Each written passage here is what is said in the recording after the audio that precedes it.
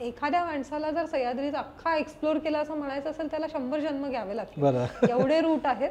घाटवाटा trek आव्हानात्मक आहेत. हो, खूप आव्हानात्मक आहेत, कारण त्यात तुम्हाला टोपोग्राफी माहीत असायला हवी, तुम्हाला नॅव्हिगेशन स्किल्स थोडे तरी यायला हवे, तर तुम्ही तुमचा रूट काढू शकता. कारण it is not always that घाट वाट ही मळलेली नाही, अति मळलेल्या वाटांवरती पण कन्फ्युजन असतं. पदरावरती एक मोठं छान चौकोनी टाकं खोदलेलं आहे, का असेल तिथे टाकं, कोणी ते बनवून घेतलं असेल, हे असे प्रश्न जेव्हा पडतात ना तेव्हा असं वाटतं की अरे मला त्या काळात जाऊन बघायचं की कोणाला असं वाटलं इथे टाकं असावं. साल्लेर पुन्हा बघायचंय. 2006 साली जो साल्लेर आम्ही बघितला, अनुभवला, पुन्हा एकदा आयुष्यात बघायची इच्छा आहे.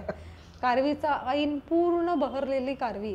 एखाद्या गावामध्ये तुम्ही सकाळी सकाळी अचानक टपकला की त्याच्यामध्ये एक मुलगी दिसते, तर मुलगीला बघून साधारण त्यांच्या रिॲक्शन काय होतं? खूप वियर्ड अनुभव येतात. तुम्ही दरोडेखोर आहात ना, इथे अजिबात थांबायचं नाही, चोर आले चोर.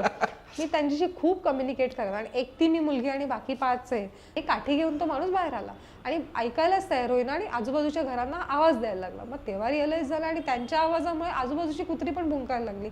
So that was the point where we had to take a decision की आता ह्यांना कन्व्हिन्स करायला आपल्याला जमणार आहे की नाही जमणार आहे, आणि नाही झालं तर ह्याचं काय होणार आहे, म्हणजे पुढे हे लोक कसं रिॲक्ट करतील. So I told my group की हे नाही आपल्याच्यानी हँडल होणार आहे, वी नीड टू फ्ली.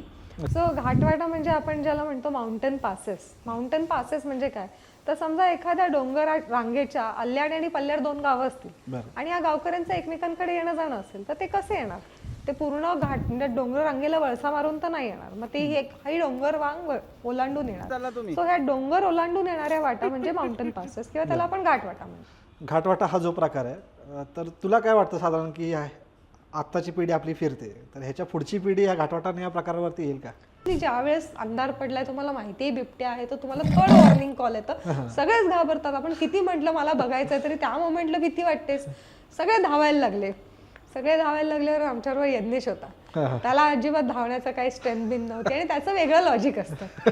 तुम्ही कशाला धावताय, तुम्ही काय त्याला बीट करू शकणार आहे का, असं तो जोरदार ओरडायला लागला. आम्ही धावतोय, धावता धावता सागर त्याच्याकडे वळून म्हणतो, आम्हाला त्याला नाही, फक्त तुला बीट करायचं.